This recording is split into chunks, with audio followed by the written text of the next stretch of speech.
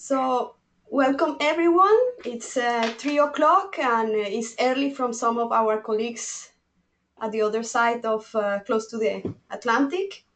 It's a pleasure from the Resilience Engineering Association to welcome Erik and all the participants. I think this is a record of around more than 30 people participating.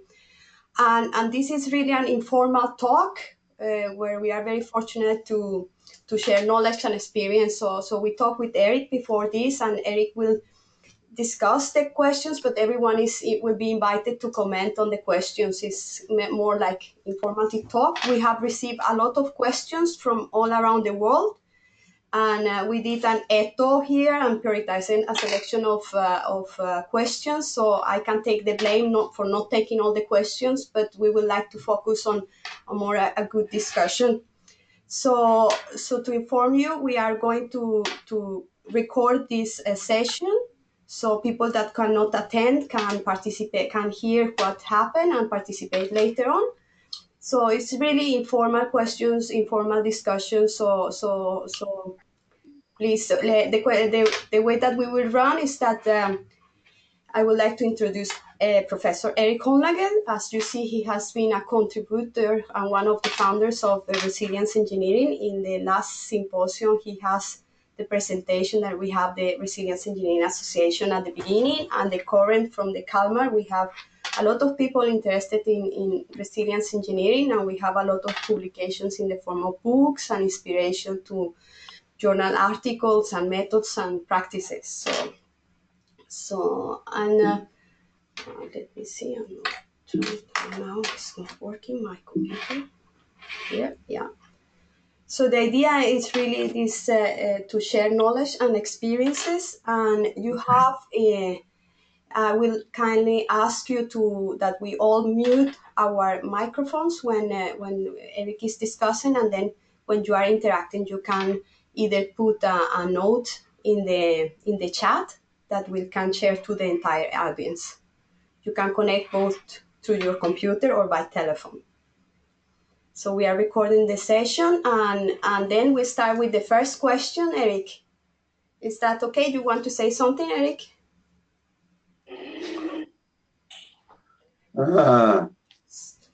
So we have, yeah. One of the most,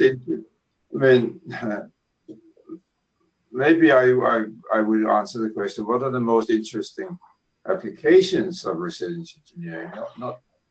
I don't understand developments in applications, but so we strike developments and just say what are the most interesting applications. And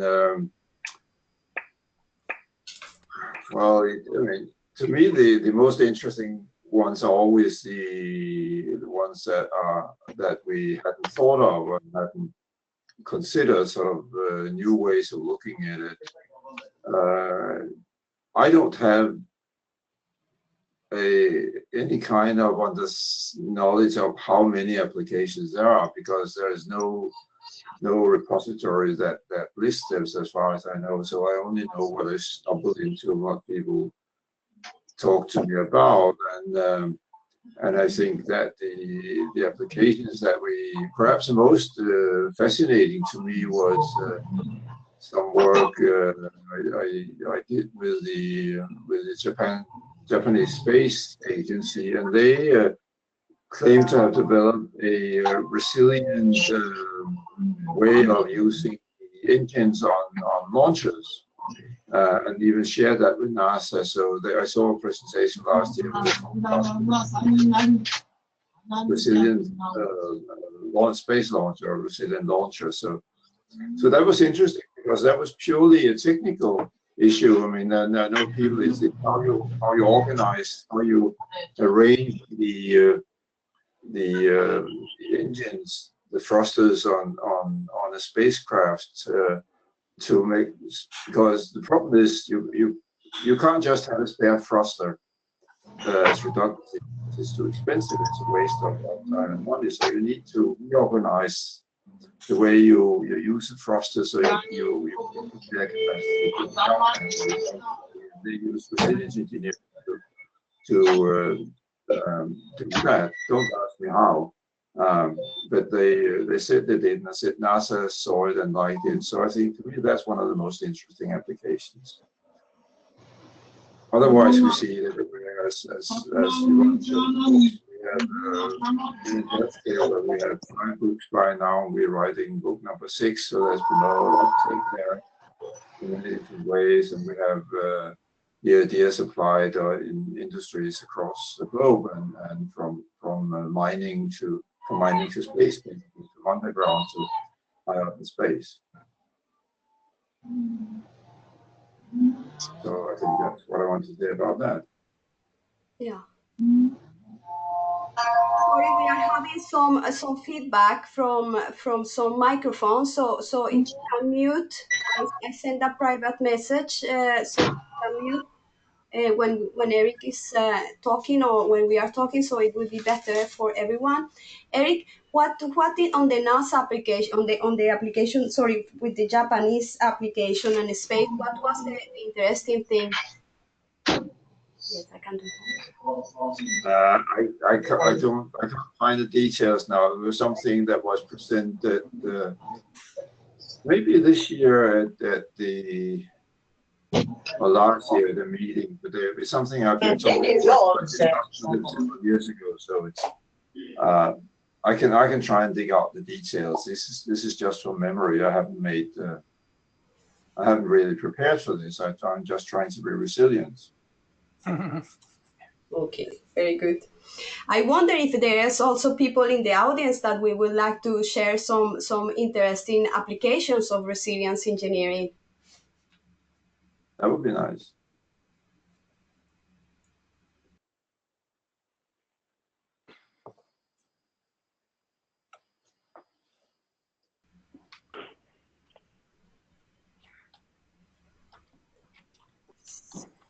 So maybe people is a little bit shy. Should we continue with next question and see maybe people would like to go back for first question?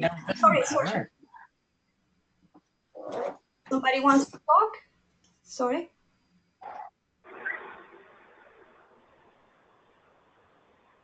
Okay.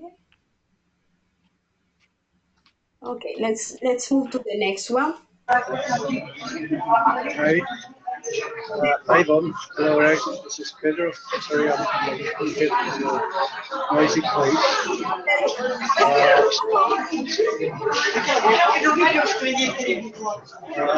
Eric, the space agency presentation was in Calgary last year. It's very difficult to hear you, Pedro. Sorry? It's very difficult to hear you. It sounds like I have a bit of a, yes, I have quite a bit of a background noise. can you repeat about everything? I'll try to improve my connection. Pedro, I just muted you. There is a suggestion to put the comments or questions in the chat because you have a lot of background noise. I suggest we go to next question. If you solve the background noise, just put it in the chat, and I just muted you because it was difficult to hear you. I'm sorry. So let's go with the next question. So the next question is about what is happening in resilience engineering research that intrigues you, Erik.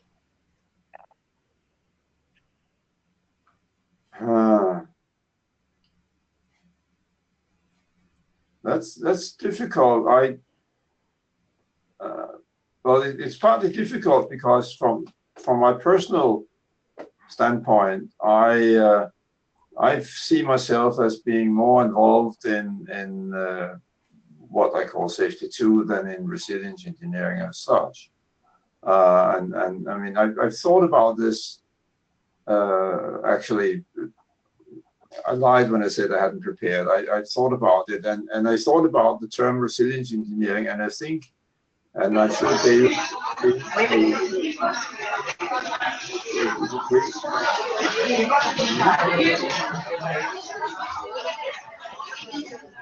a kindergarten in the background. Pedro, Must be Pedro. So I think I'm pretty sure David Woods would disagree with me. But anyway, I think resilient engineering is the wrong term. It came about because David and I had coined the term cognitive systems engineering in 1982, 1983, so 20 years earlier. And that makes sense because you can talk about cognitive systems, which were sort of the ways to say we take man-machine systems and we look at the cognitive functions. So you can talk about a cognitive system and you can engineer a cognitive systems, but you can't engineer resilience.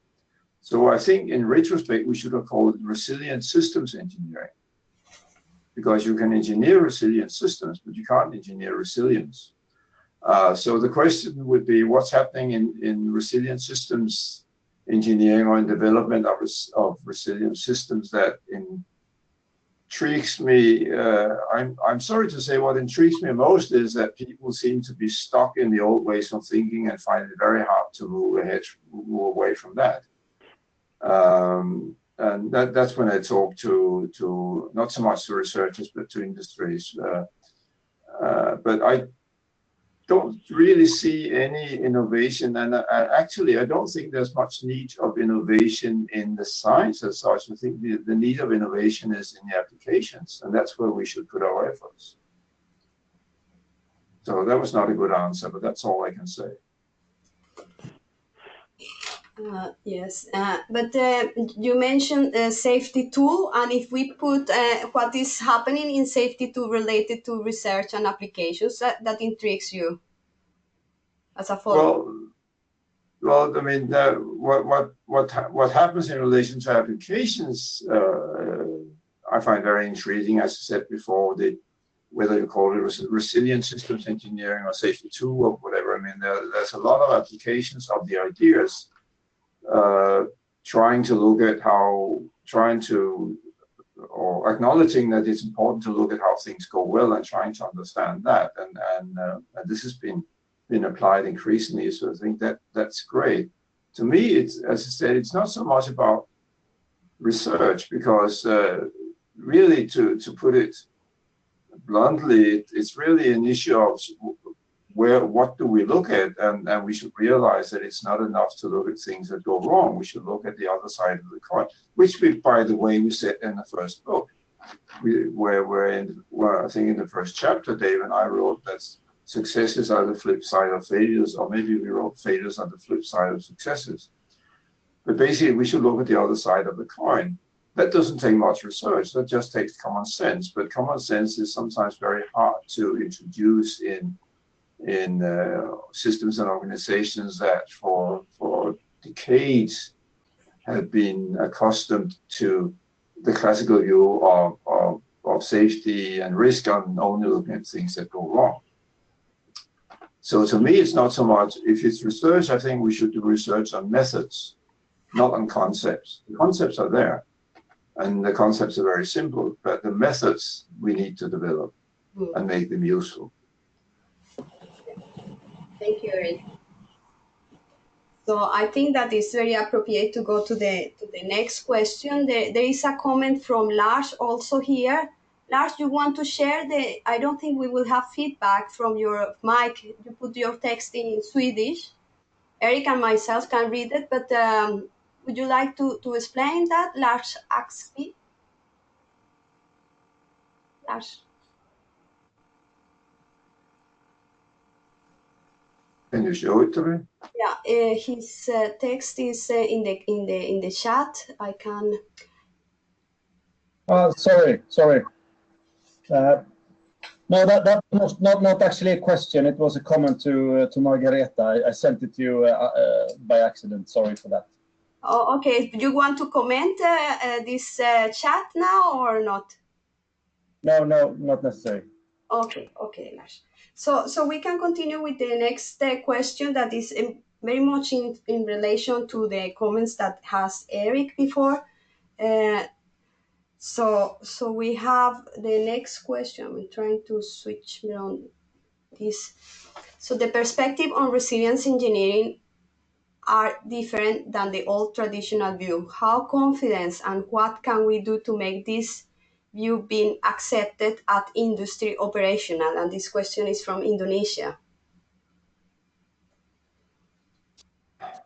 Well, it's a good point. I mean, if you talk about how confident we are, how confident I am that this is a sensible way of looking at that we need to change from the traditional view, I'm very confident.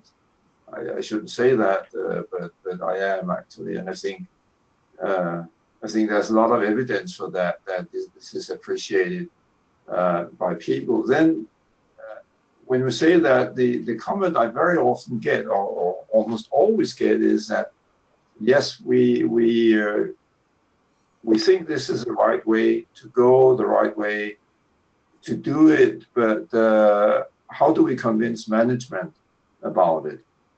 How do we talk to management? How do we get our CEOs and our board of directors involved in this? And as an example, I can tell you there's actually an online discussion forum now amongst a number of people, which is called, discusses the resistance to safety 2.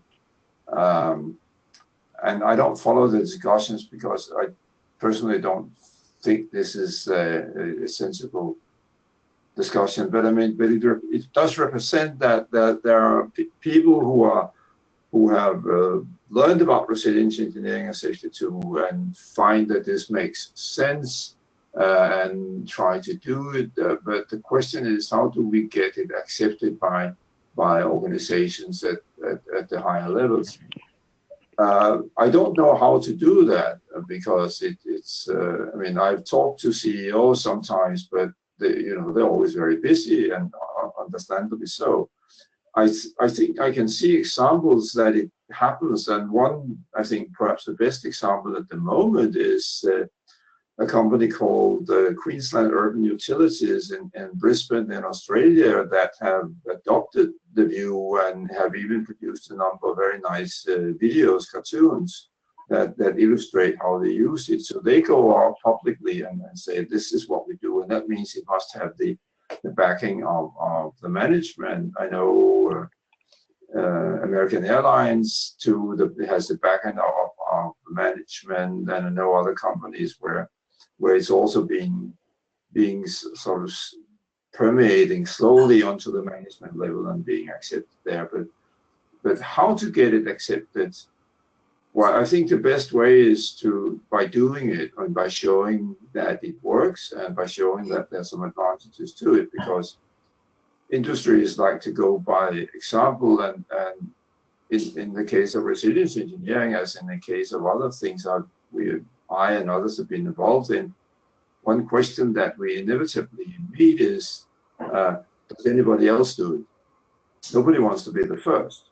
But as soon as somebody does it, or a couple of companies do it, then they all come running and want to do it as well. So I think it's sort of a snowball effect, and it may start running. But what I always say is, if there's a snowball coming towards me, I want to get out of the way. Let somebody else get buried under it. But we're not there yet, but it's growing, and I don't think you can push it. I think it just comes naturally.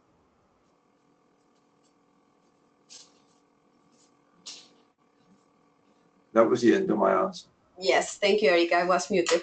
I want to share some comments that we have here from Anna Miller.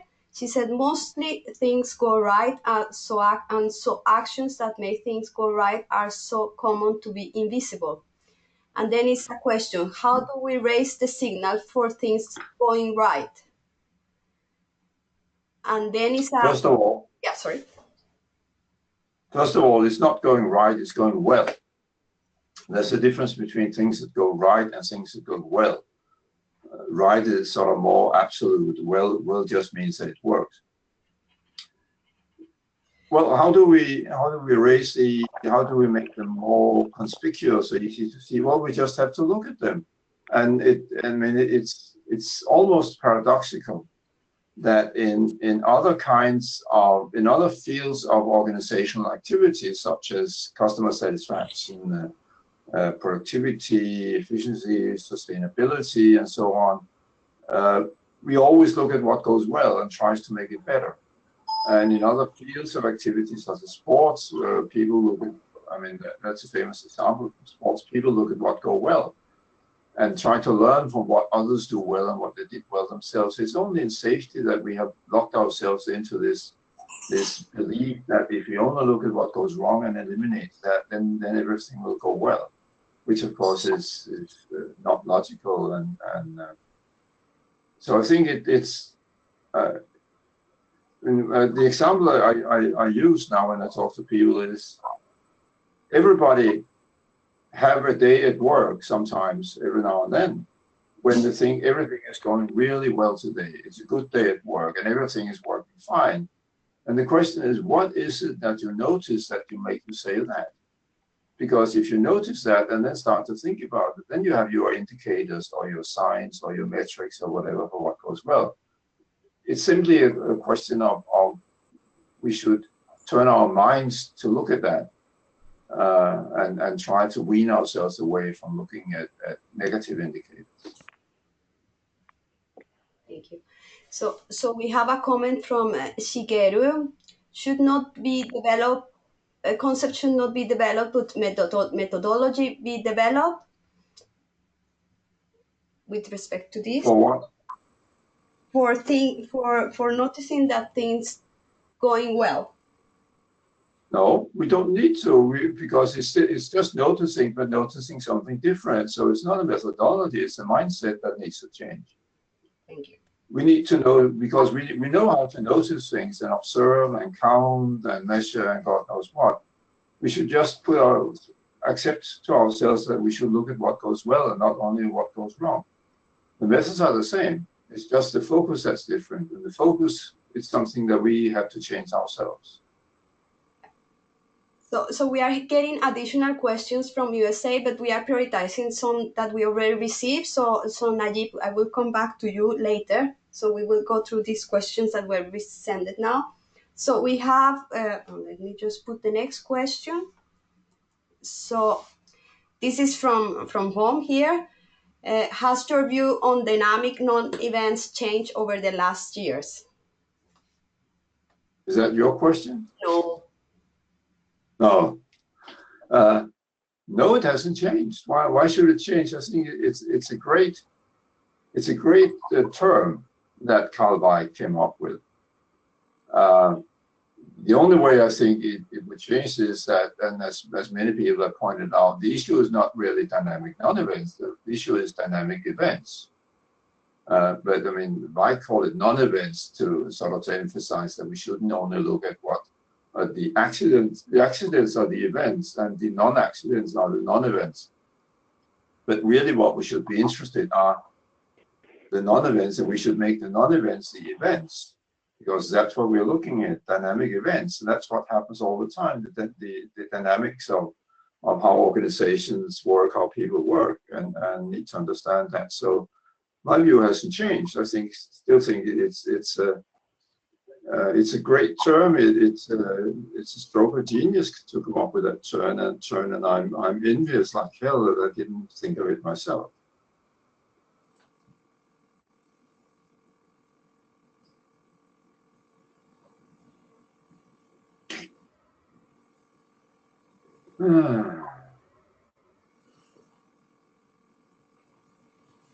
You want to read the question? Yes, sorry, I was muted again.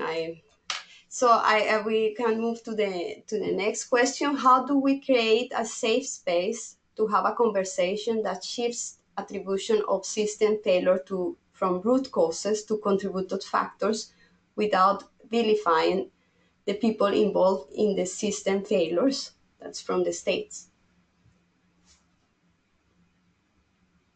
Well, I think the simple way to do that is not to talk about the failures, but simply talk about work. I mean, the whole need of a just culture comes because you look at failures, and people naturally feel threatened when they talk about failures. And I think the solution is to stop talking about failures, talk about work that goes on, talk about work that goes well. Because if you talk about that, then people don't feel threatened anymore. In fact, they are very happy to talk. And one of my colleagues here in Denmark some years ago, when we worked in healthcare, said the problem is not when you go out and interview people or talk to people about their work. The problem is not to get them to talk. The problem is to get them to shut up, because they just want to talk about what they do, and they can go on forever and forever and forever. So I think the answer to this is very simple. Shift the focus on the conversation from failures to things that go well, and then you don't have a problem of creating a safe space, because everybody wants to talk about their work, and we all love to talk, to tell other people what we do and why it's so fantastically interesting and the best job in the world. So that the answer to that is very simple. Shift the topic, shift the focus. Thank you, Erik. So we have some comment from Lisa here. We can facilitate employees seeing subtle signals and learning how to reinforce this. So that was a comment from her. So I will move to next question. Can I just add something? Because you know we did these pilot studies in Norway about repeat. Yes. And if people don't know about that, repeat is basically we call it a tool. It's not really a tool. But it's a simple approach to talk. Repeat stands for Resilient Performance Enhancement Toolkit. It's not a toolkit. It's just an approach to get people to sit down, meet every day at the end of the day, and sit down and talk about what happened at work today. Not what went wrong, but just what happened and what they did, and sometimes any insights they got or any problems they solved. And this has been going on in Sweden now for almost a year, and one hospital is spreading now. There were some pilot studies in Norway. There have been other industries who are keen to take it up, because the whole idea of this toolkit is it presents something, some kind of guidance for how to start talking about things that go well. That's really all that it does. And once you start doing that, it just runs naturally.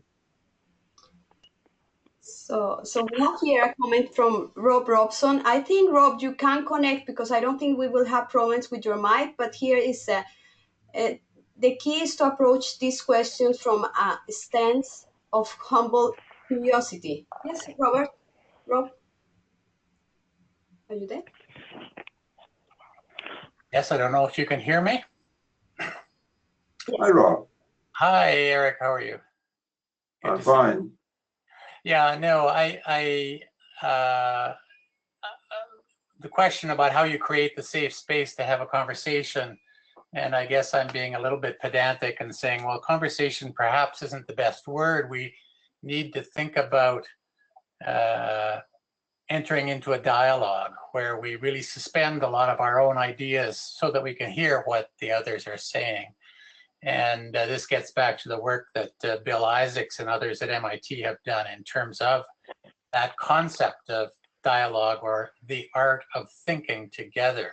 And that usually means starting off with a lot of humility. And of course, Erik is the poster person for that, I think, and with lots of curiosity, trying to understand. So it's very much the stance that we adopt in approaching these issues, which will determine whether or not we can begin to understand why someone is comfortable right now with root causes, and how it's possible for our perspective to help open them to other ways of looking at things. So that's a rather long answer, but conversation is a good thing, but very often we approach that concept with the idea of we're not exactly listening to what they're saying, we're preparing our response for the next pause, rather than let's suspend everything and really take in what they're saying. And that way we can begin to have a dialogue. That's a good point. And as you speak, Rob, I actually realized what I should have answered is that it's not conversations we need. We need a space for reflection. We need a space where people can reflect on their work on a daily basis. Yeah. Because the ones that should learn from that are the people themselves. It's not us. We shouldn't learn from what they do. They should learn from what they do first and foremost. Yeah. And then as they learn, maybe they can sort of distill that learning so that we also can learn something from it. Yeah. But the primary purpose is that people get an opportunity and are given an opportunity to sit down by themselves and reflect, and we can help them a bit to get the process going. That's what we've done with the repeat tool. But once it gets going, they find other ways of doing it, and that's perfectly fine.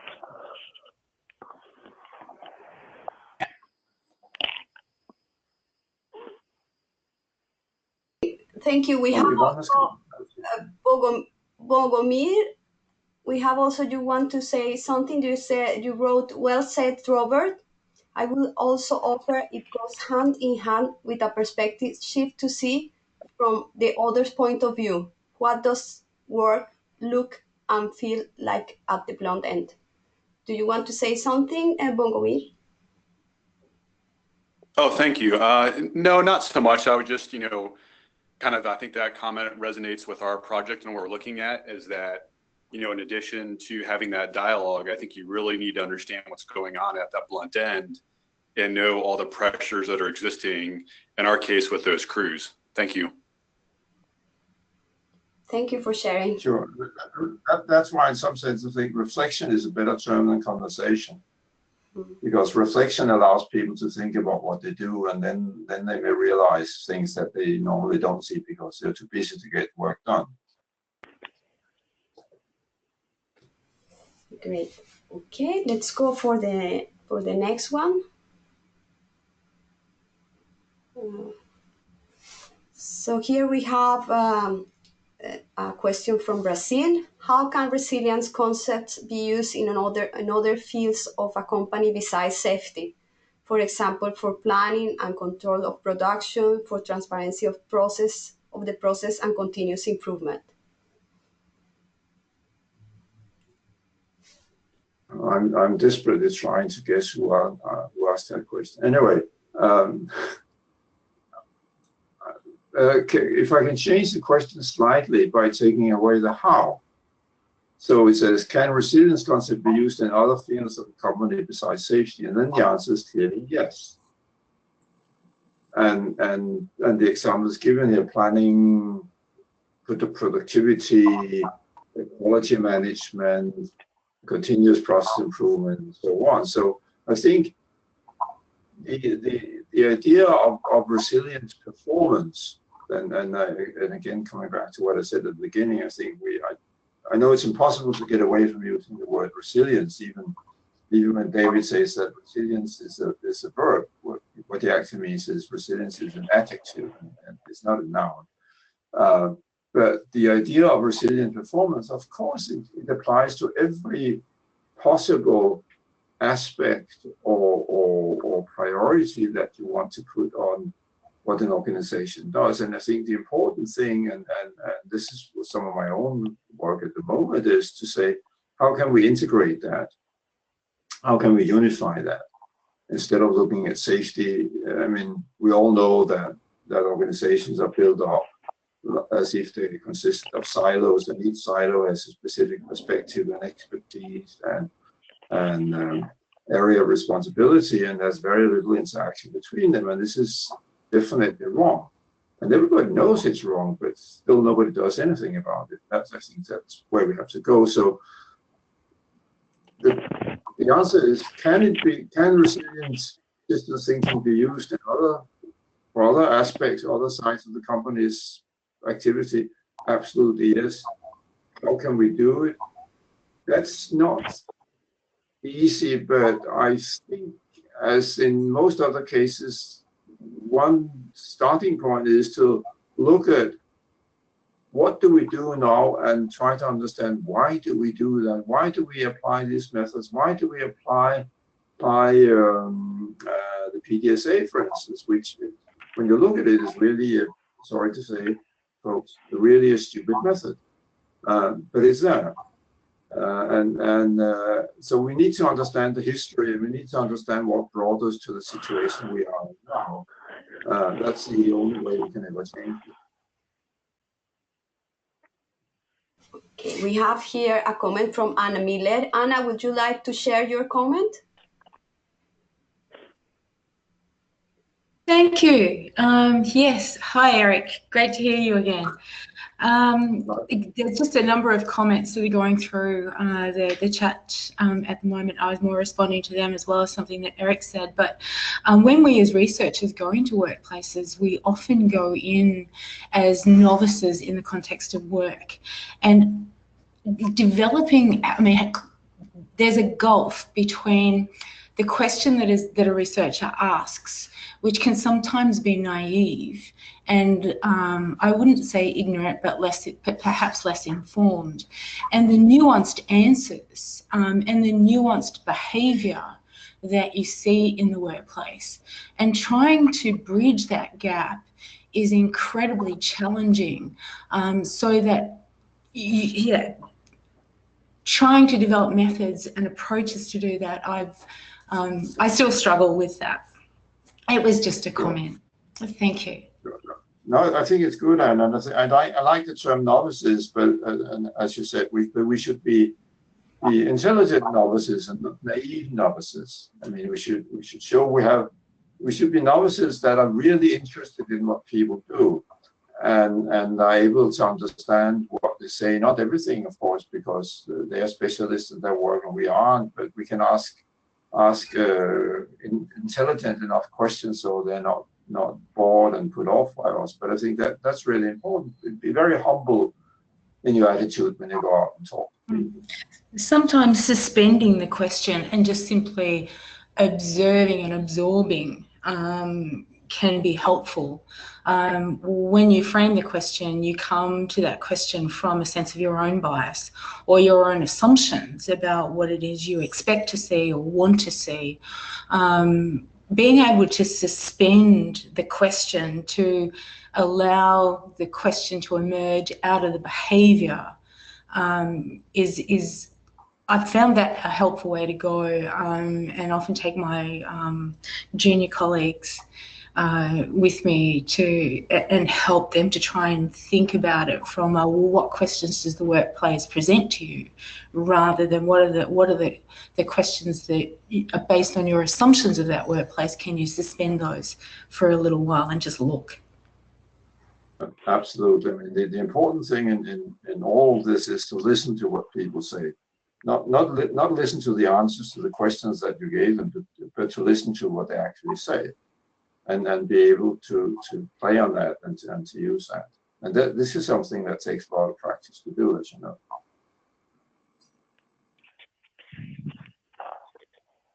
Okay, thank you very much to both of you. I will move to next question. Let's see if it works. Yes. So we didn't edit the questions at all. I just kept as they were provided.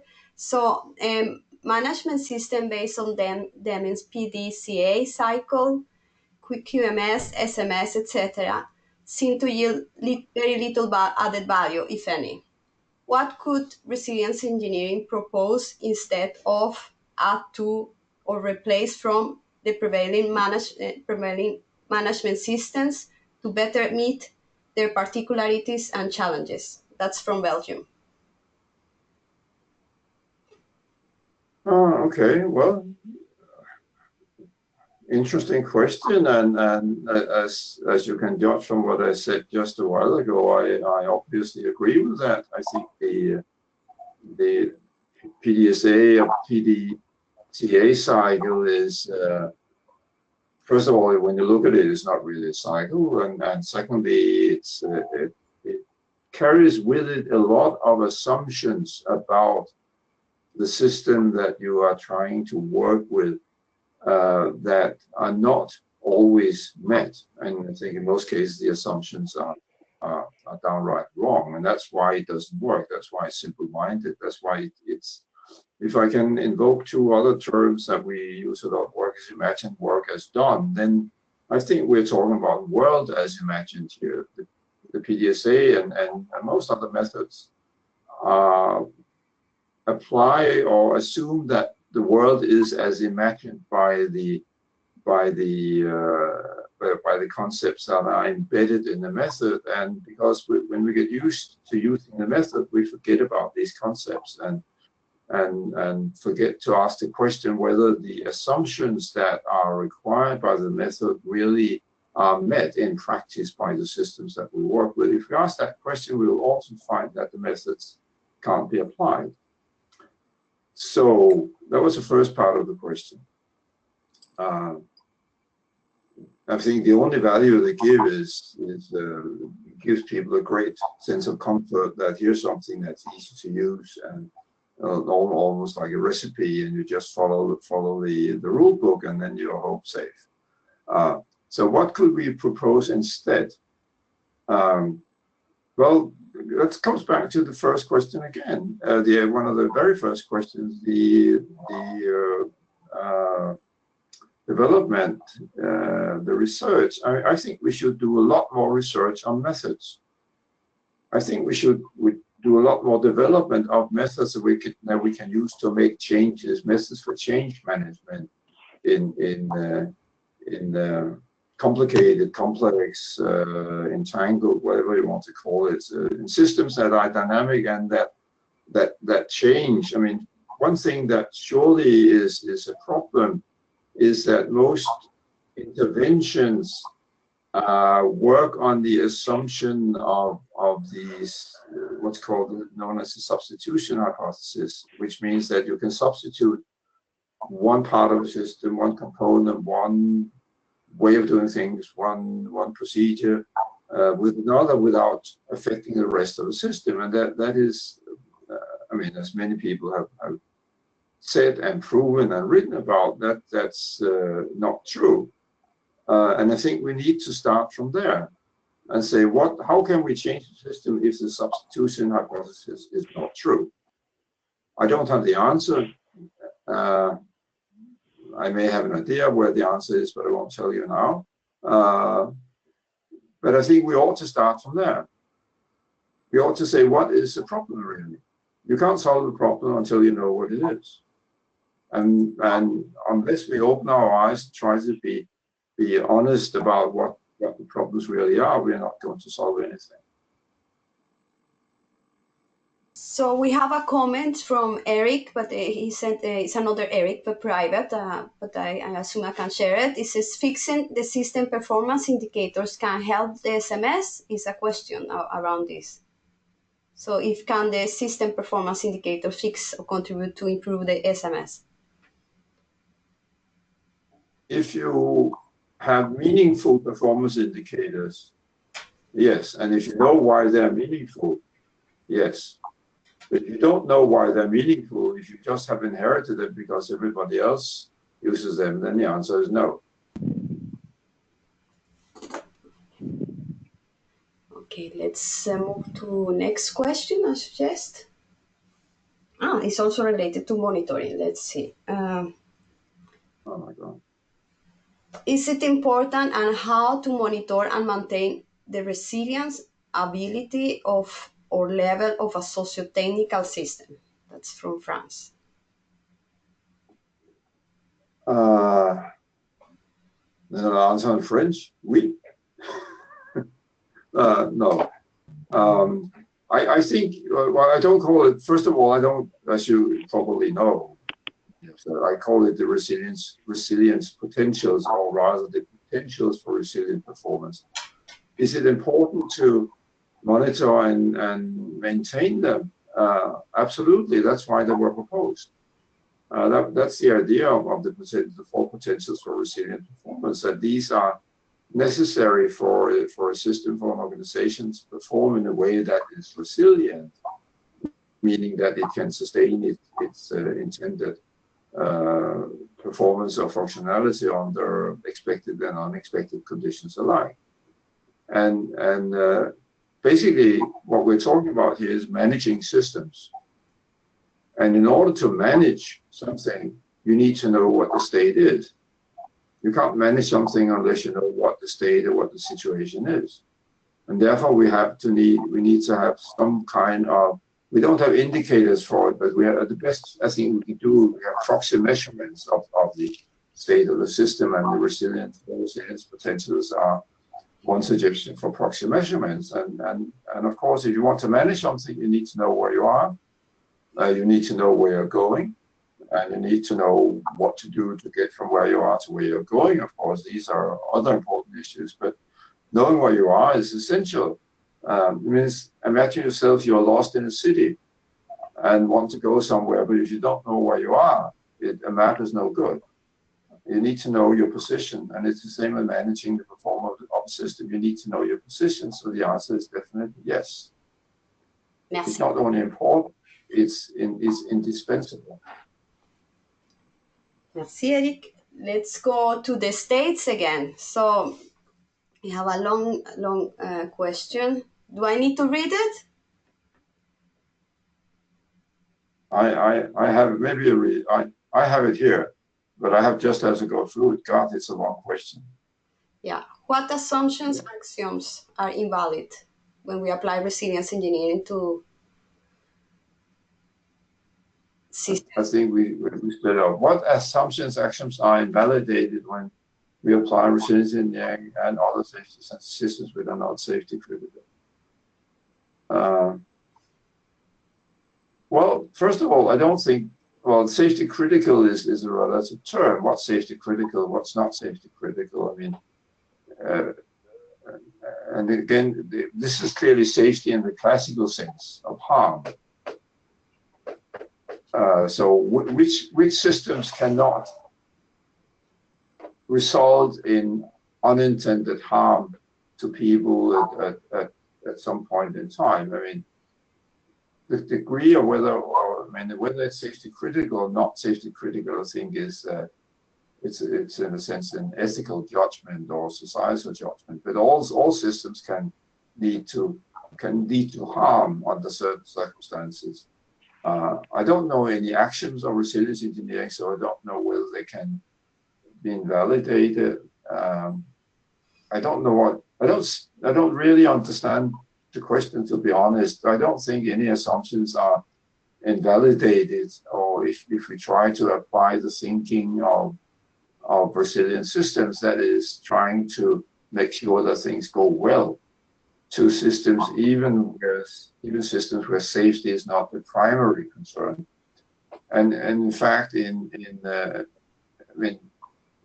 I know that many industries, and certainly aviation, whenever I fly, I always hear the pilot say, "This is the pilot speaking, and we are very happy to fly with this wonderful airline today, and safety is our priority." But that's what they always say, but they never mean that. They mean we like to get you safely to your destination, but we are really happy for your customer, because that creates money, so we can get our pay, and our shareholders can get some return on their investment and so on. I think that's within, nothing is safety critical primarily. It's always a number of issues or concerns that go together. So I think the thinking of resilient systems applies to, that was one of the questions from Brazil, I think. Does it apply to other parts or aspects of a system performance and safety? Yes, absolutely it does. So that also partly answers the first part of this question. But I don't understand that how assumptions or axioms can be invalidated when we look at it in that way. I'm sorry to say I don't know any axioms in resilience engineering. I certainly haven't written any of them. Second part. So if we take the second paragraph, I think that I was thinking topics like how to align on demonstrated value and progress, appropriate to resources and staffing without oversimplifying. And what it comes to my mind is your book on ETO, for example. Mm-hmm. So and also to my mind it comes the work from Tarcisio Sorin on guidelines to coping with complexity and how you can realign resources based on other views from resilience engineering. So that's some of the things that come to my mind, these managing trade-offs that we have. I think this is similar to to the question from Indonesia, how do we promote this? How do we get corporate leadership to accept this? Certainly without being too technical. And as I said, I think it's I don't know any fail-safe or absolutely sure way of doing this. I think that most people readily understand the concept, the idea that we say we want to understand how things go well, and we want to make sure that they go well in the future and continue to go well, even go better. I think the problem is that people who are, and this reveals my bias, of course, people who are higher up in the echelons, they have limited time to sit down and reflect on this because they don't see that it affects their own work directly, which, by the way, it actually does, but they don't see that. And that's why nothing much happens. But I think it's incumbent on all of us not to be too technical. We should be able to talk to people. Coming back to Anne's discussion we had when Anne chipped in about talking to people at work, we should be open to people and talk to them in the language that they understand and they appreciate. We should be adaptive and flexible, and we should listen to them and try to latch on to what they say and use that as leverage and trying to sort of tell them why we think this is important and how we think that this can help them. I don't know if there is somebody from the audience that would like to have some feedback on this question. I see some colleagues from the States, but I don't know if it was a person that made the question that would like to have some other thoughts about this. So if not, I would like to move to the last question. Let's see this question. It was also a long question that's from Australia. So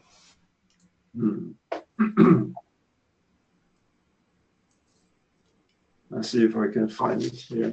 Number 5, we have. Yeah. I got it now. It's based on a system thinking approach instead of false, which is deciphered are false if I presume so.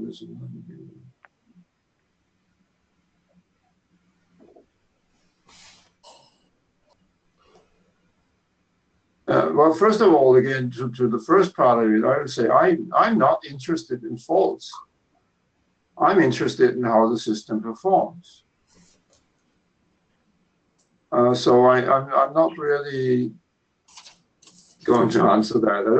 I don't think we should look at faults. We should look at the variability of system performance, or the varieties of system performance, or whatever term you want to use, but not faults.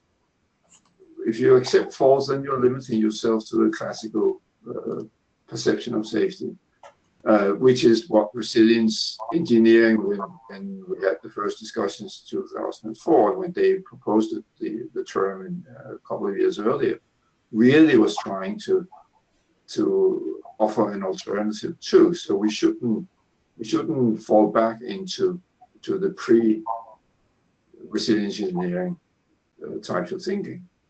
Don't talk about faults. Don't think about faults. Think about system performance. So that was an easy way of getting away from the first part of the question. So we go to should we go to the last paragraph, like in short, leading to system performance indicator go by safety too? We can take the middle part again, because again, there's component level risk indicators. I'm not interested in risk indicators. I'm interested in indicators of performance variability, because it's performance variability that can be the bane of resilient performance, but it can also be conducive to resilient performance. So we need to understand that. But please don't talk about faults, don't talk about risks. Talk about performance. Talk about indicators of performance, which we need to have. That's indicators of performance as such, and not just of how performance can fail. Yes. Okay. So the last part,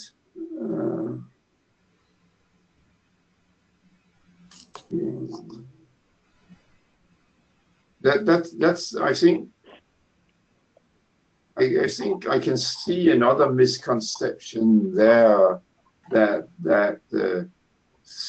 associating safety 2, which by the way should be Roman 2 and Roman 1, but associating safety 2 with leading indicators and the classical thinking of safety with lagging indicators, I think that's not correct. I think classical safety is interested in leading indicators just as much as safety 2 is. So I don't think the leading lagging, I mean, I remember after, I forget which accident, but maybe 10, 15 years ago, there was a special issue of I think it was in safety science of indicators. Yes. Leading and lagging indicators. That was before we started really to talk about resilience engineering. So I don't think that has any. So this bifurcation between leading and lagging, this binary, or this dichotomy between leading and lagging, has nothing to do with the two terms, safety 1 and safety 2, which, by the way, do not represent the dichotomy. Yeah. Okay. So I learned a lot of things today. So I would like to thank Erik, and I would like to acknowledge Laura, my wife, from Ohio State University, and Vanessa from Brazilian University, that Laura came with the idea of having this time of setup, and Vanessa run all the questions around the globe. You have a lot of greetings from friends that they were leaving, like Rob Robson had to leave. But Erik, thank you very much for sharing your knowledge, and what I go in my mind is the focus on knowing why systems works well, and system performance, and about that they focus on develop methods that are useful. There are also some methods like the repeat tool, and there are other methods around from colleagues that we can also share and build on that. So please share. And what is next? I would like to announce that in January we will have a colleague from Canada, and she will like to share her experiences and successes and challenges, how to introduce resilience engineering in a regulatory perspective in a regulation agency. So I think that this was a very good discussion, and I think I know that it's not the cup of tea of Erik, but I thank you to contribute to the organization, to the RIA with your knowledge. Do you have any comments to conclude, Erik? Was it better than expected? Here's my cup of tea. Right. Cheers. So cheers, and so happy holidays to everyone. And Erik, it was a very nice Christmas present for us. Thank you for sharing, as always. My pleasure. I'm glad it's over. Okay. Ha det bra. Bye, everyone.